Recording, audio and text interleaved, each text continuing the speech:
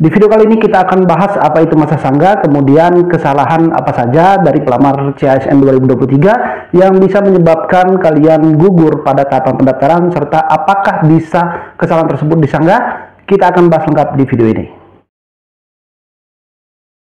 Assalamualaikum warahmatullahi wabarakatuh. Bertemu lagi dengan aku Umri dan itu masih di channel Mr. Milih. Nah, di kesempatan kali ini kita akan bahas informasi terkait dengan perkembangan dari penerimaan ataupun tahapan penerimaan CASN CPNS P3K tahun 2023. Dan di video kali ini kita khusus bahas terkait dengan masa sangga. Jadi apa itu masa sangga, kemudian kalau misalnya gugur itu atau tidak lolos, kalian harus bagaimana, dan apa saja kesalahan yang nantinya bisa membuat teman-teman itu gugur, dan kesalahan tersebut apakah bisa nanti disanggah. Kita akan bahas tuntas di video kali ini, serta kita akan bahas juga bagaimana cara cetak kartu tes SKD-CAT, penempatan, dan lainnya. Jadi tonton video ini sampai tuntas. Jika kalian merasa video ini bermanfaat, silakan bantu subscribe dan share video ini sebanyak-banyaknya kepada teman-teman kalian.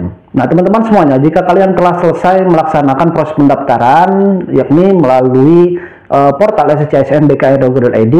Nah, pada menu terakhirnya kalian nanti akan diminta untuk mencetak dua kartu ya. Yang pertama kartu akun, kemudian yang kedua kartu pendaftaran SSCASN 2023. Nah, kedua kartu ini silakan kalian print ya. Boleh kalian print, boleh kalian simpan berbentuk file di HP kalian, dan tentu kalau sudah dapat dua kartu ini artinya pendaftaran CASN 2023 kalian telah selesai. Dan tahapan selanjutnya apa?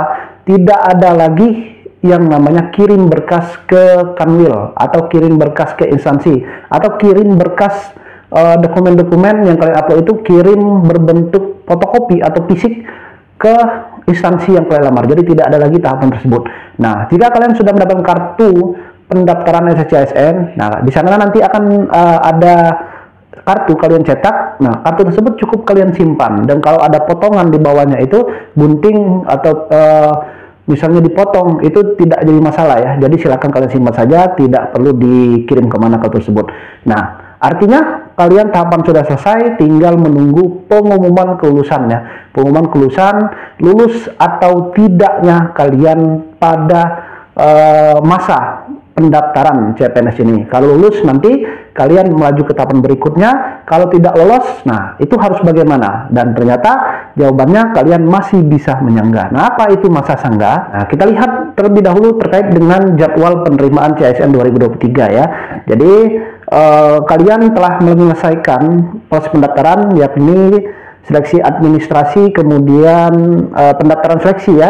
Pendaftaran seleksi itu sampai dari 20 September sampai 9 Oktober 2023. Kemudian nanti ada yang namanya seleksi administrasi. Nah, seleksi administrasi ini dari tanggal 20 September sampai 12 Oktober 2023. Nah, seleksi administrasi ini artinya sejak kalian mendaftar dari tanggal 20 September kemarin, seleksi administrasi ini tugas dari panitia tim verifikator dari instansi kalian masing-masing yang mengecek data-data kalian. Jadi walaupun kalian sudah mendaftar ya, tanggal 20 kalian daftar, 21 sudah daftar, panitia tersebut mereka bekerja juga untuk memeriksa berkas-berkas kalian, dokumen-dokumen kalian. Nah, sampai saat ini ya, hampir kurang lebih 5 juta orang yang sudah mendaftar, baik itu CPNS ataupun P3K.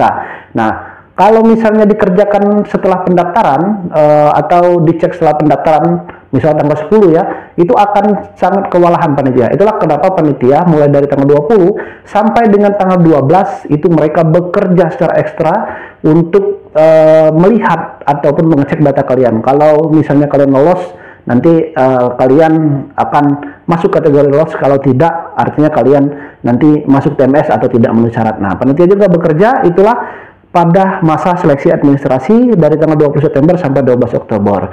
Nah, artinya walaupun pendaftaran tutup 9 Oktober, panitia ada waktu tambahan ya, sampai dengan 3 hari ke depan, 10, 11, 12 Oktober, untuk mereka bekerja memeriksa data dan juga menarik data final, dalam artian menarik nama-nama yang mereka dinyatakan lolos atau tidak memenuhi syarat pada tahapan administrasi ini. Nah, kemudian akan diumumkan pengumuman hasil seleksi administrasi ini dari tanggal 13 sampai 16 Oktober 2023. Nah, seleksi administrasi ini pengumumannya ini tetap ya, nanti tetap kalian pengumumannya itu di portal scsn.bkn.go.id. Nah, jamnya jam berapa? Nah, kita tidak tahu karena terkadang setiap instansi memiliki hari dan juga jamnya masing-masing. Mungkin Kemenkumham tanggal 14 Oktober ya, mungkin jamnya jam 4 sore atau jam 12 malam. Jadi tidak tentu ya, kalian cek selalu secara berkala di web atau di portal scsn.bkn.go.id. Tetapi tetap pendaftaran atau hasil pendaftaran administrasi ini, hasil seleksi administrasi ini tetap akan sesuai jadwal dari tanggal 13 sampai 16 Oktober. Jadi tanggal 17 Oktober itu tidak lagi pengumuman hasil seleksi ya. Jadi rentangnya dari tanggal 13 sampai 16 Oktober. Kalian silakan cek secara berkala di web atau di portal scsn.bkn.go.id. Nah, kalau kalian dinyatakan lolos, nah kalian misalnya lolos dinyatakan lolos tahapan seleksi administrasi ini. Nah, kalian tinggal menunggu untuk nantinya kalian mencetak kartu ujian tes SKDCAT. Cetak kartu ujian tersebut masih sama melalui portal scsn.bkn.go.id ya. Tetap di sana kalian nanti login, kemudian nanti kalian silakan untuk mencetak kartu. Nah, kalau kalian lolos, kalian tinggal menunggu pengumuman pencetakan kartu. Ini kalau pengumuman pencetakan kartu ini dijadwalkan dari tanggal 30 Oktober sampai dengan 2 November ya. Nah, dan kemudian pengumuman daftar peserta dari tanggal 3 sampai 6. Jadi rentang tanggal 30 Oktober sampai 6 Oktober itu 6 November itu masa kalian mencetak kartu ujian SKDCAT. Nah, kalau kalian tidak lolos pengumuman, kemudian kalian tidak lolos atau tidak memenuhi syarat, nah kalian masih bisa menyanggah. Nah, apa itu masa sanggah? Jadi masa sanggah itu simpelnya adalah masa protes ya. Protes dengan apa? Protes dengan hasil yang dikeluarkan oleh panitia. Jadi kalau kalian nanti pengumuman kelulusan administrasi ini ada 2 pengumuman, lolos atau tidak. Kalau lolos kalian tinggal menunggu ya. Kalau lolos tinggal menunggu pengumuman atau pencetakan kartu ujian SKDCAT. Kalau tidak lolos, nah kalian nanti ada masa sanggah. Nah, masa protes. Kalian diminta untuk menyanggah terkait dengan hasil seleksi yang diberikan oleh panitia. Itu akan dilaksanakan selama 3 hari ya, dari tanggal 17 sampai dengan 19. Artinya 3 hari masa kalian dimana untuk menyanggah. Nah, jadi di bawah pengumuman tersebut nantinya ya, kalian login, di bawah tersebut akan ada pengumuman terkait dengan penjelasan kalian tidak memenuhi syarat atau TMS. Kemudian ada form ajukan sanggah. Nah, kalian klik ajukan sanggah, kemudian di sana nanti akan ada informasi terkait dengan alasan tidak lolos atau TMS-nya kenapa. Nah, persyaratan yang tidak terpenuhi biasanya nanti alasannya apa. Kemudian kalian lihat dokumennya. Kalian bisa lihat, oh ternyata dokumennya ini yang membuat kalian tidak gugur. Kemudian kalian masukkan alasan sanggah. Nah, alasan sanggah ini tentu alasan yang sesuai atau yang dibenarkan. Nah, perlu teman-teman perhatikan. Jadi masa sanggah ini saat kalian menyanggah nantinya, kalian menyanggah hasil seleksi dikarenakan kesalahan dari panitia atau sistem ya. Kalau kesalahan kalian itu tidak bisa disanggah. Nah, contohnya bagaimana? Misalnya saat kalian dinyatakan TMS tidak memenuhi syarat, kemudian ada pemberitahuan bahwa ijazah kalian bukan atau ijazah tidak sesuai dengan persyaratan pelamar. Misalnya kalian melamar promosi penjaga tanah ijazah SLTA. Kemudian kalian uploadnya pada saat unggah dokumen kemarin di SCSN, kalian upload ijazah S1. Kalian gugur dengan alasan ijazah yang digunakan tidak memenuhi syarat. Kemudian kalian ingin menyanggah, bisa atau tidak? Jawabannya tidak bisa karena kesalahan dari kalian. Nah, kesalahan dari panitia itu bagaimana contohnya? Atau dari sistem itu bagaimana?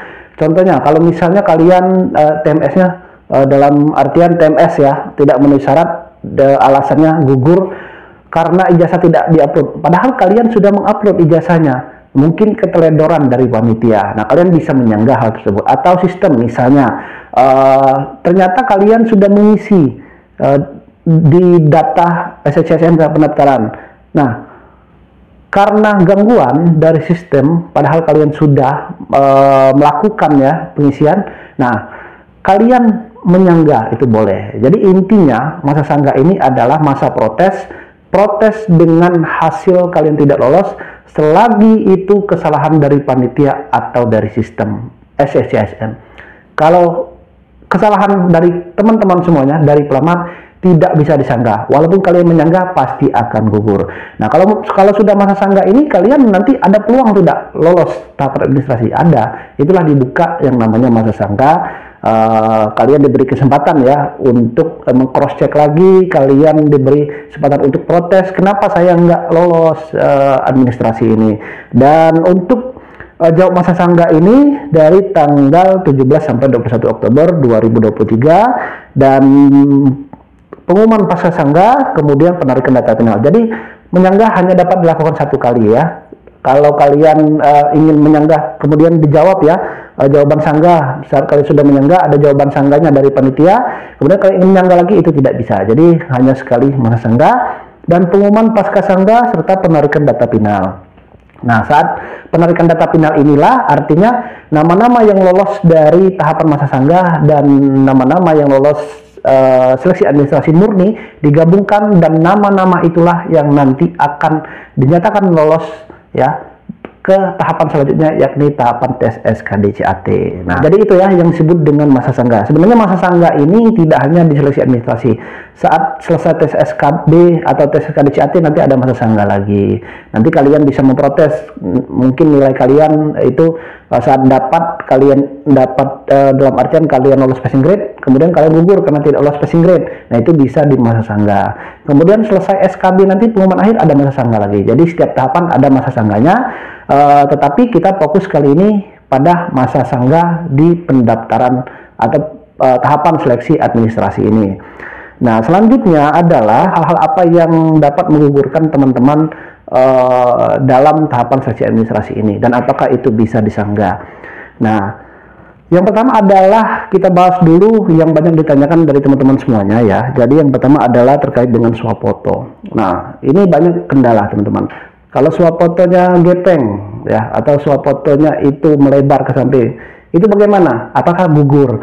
Jadi sebenarnya untuk swafoto ini yang gepeng atau misalnya melebar, itu adalah termasuk dalam kategori kesalahan server dari BKN. Jadi jangan kalian khawatirkan, hal itu tidak akan menggugurkan teman-teman ya. Kalau misalnya data atau kalau misalnya swafotonya itu melebar atau misalnya gepeng ya. Nah, itu jangan kalian pusingkan. Kemudian untuk poin surat lamaran tidak dihapus. Nah, ini ada beberapa teman-teman yang mempertanyakan juga. Kalian wajib baca karena di setiap persyaratan dari masing-masing pelamar itu ada ketentuan ya khusus.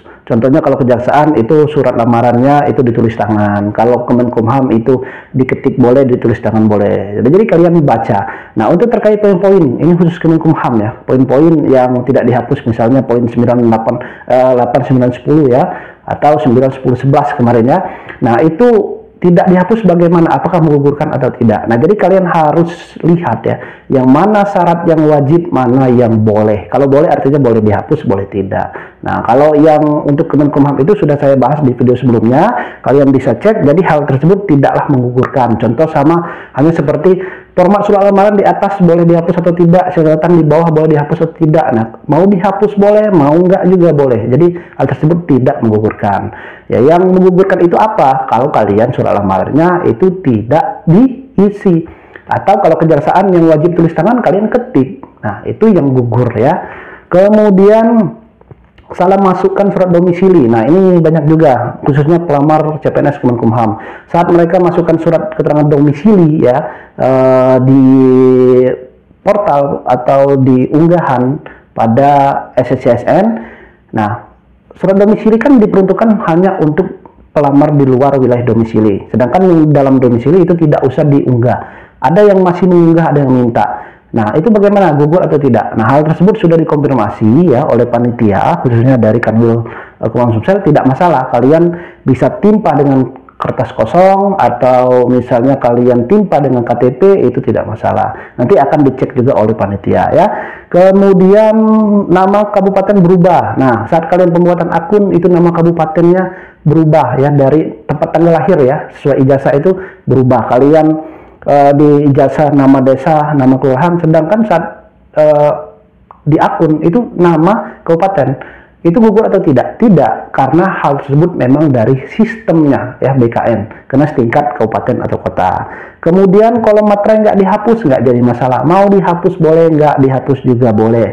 Tanggal surat lamarannya itu tidak sesuai ya dengan tanggal upload, nggak masalah, selagi tanggal tersebut yang kalian buat di surat lamaran dan pernyataan masih dalam masa pendaftaran, jadi nggak masalah.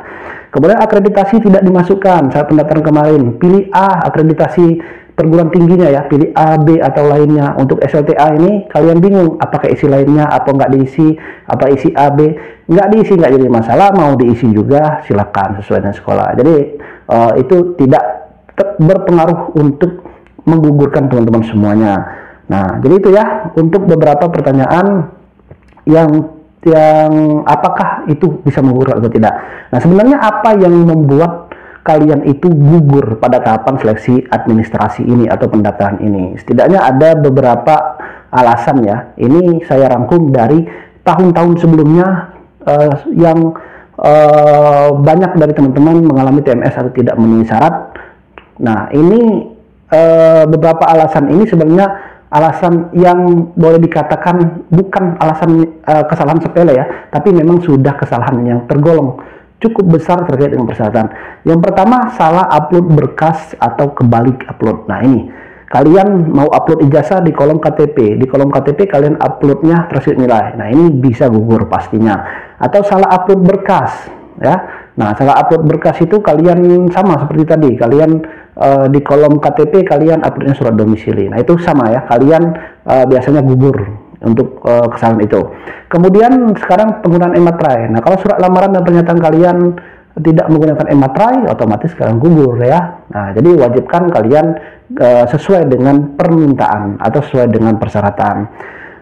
Kemudian tulisan berkas tidak terbaca atau blur. Nah, ini banyak kejadian juga. Jadi kalau berkasnya itu tidak terbaca tulisannya, kalian scan, kemudian blur, tidak terbaca. Bagaimana panitia mau melihat ya hasil kalian kalau saja hal tersebut tidak bisa terbaca? Nah, itu bisa menjadi alasan untuk kalian digugurkan atau tidak memenuhi syarat. Selanjutnya, pas foto tidak sesuai ketentuan. Yang diminta foto formal baju putih, kalian pakai baju batik. Latarnya diminta merah, kalian latar biru. Kemudian pas fotonya itu bentuk file JPG, kalian fotonya kalian foto kemudian kalian scan lagi, kalian print kemudian kalian scan. Nah, itu merupakan kesalahan yang sebenarnya kalian bisa antisipasi ya. Mungkin kalian lupa membaca atau tidak mengetahui, tapi itu merupakan hal yang bisa menggugurkan teman-teman terkait dengan pas foto. Kemudian syarat ijazah yang diminta tidak sesuai. Nah, kalau formasi tersebut meminta syarat ijazah SLTA, kemudian kalian masukkan ijazah D3 atau ijazah S1, nah itu pasti akan gugur ya. Berkas bukan yang asli. Nah, inilah kenapa saat mendaftar itu berkas wajib asli. Nah, nanti kalian ada yang upload ijazahnya karena hilang ya, jadi ijazah fotokopi di scan, ijazah tidak asli. Nah, itu akan menggugurkan juga. Kemudian syarat nilai tidak memenuhi syarat ya. Jadi maksud ini adalah teman-teman kalau misalnya ada beberapa instansi yang mensyaratkan nilai TOEFL-nya berapa, nilai transkripsinya rata-ratanya berapa. Ada juga seperti Kemenkumham Pendidikan tidak meminta syarat nilai. Jadi kalau kalian masukkan nilai di SSCSN, saat mengisi data itu nggak ngaruh karena tidak ada diminta persyarat nilai. Tapi kalau kejaksaan kan ada. Jadi kalau nilai kalian di bawah standar yang diminta, di bawah rata-rata yang diminta, ya kalian pasti gugur ya. Kemudian ada berkas dokumen yang tidak dilampirkan, diminta KTP kalian tidak mengupload. Nah, itu kan adalah kesalahan dan pastinya gugur. Nah, jadi itu beberapa kesalahan-kesalahan inti yang dapat menggugurkan. Kalau masalah-masalah kesalahan yang saya sebutkan tadi yang kecil-kecil, hal tersebut sebenarnya masih bisa menjadi toleransi teman-teman. Nah, tentu teman-teman semuanya untuk kalian yang nanti setelah lolos masa tahapan pendaftaran baik itu melalui masa sanggah atau murni ya lulus, kalian nanti silakan menunggu ya, sesuai dengan jadwal, yakni dijadwalkan pada rentang tanggal 30 Oktober sampai 6 November.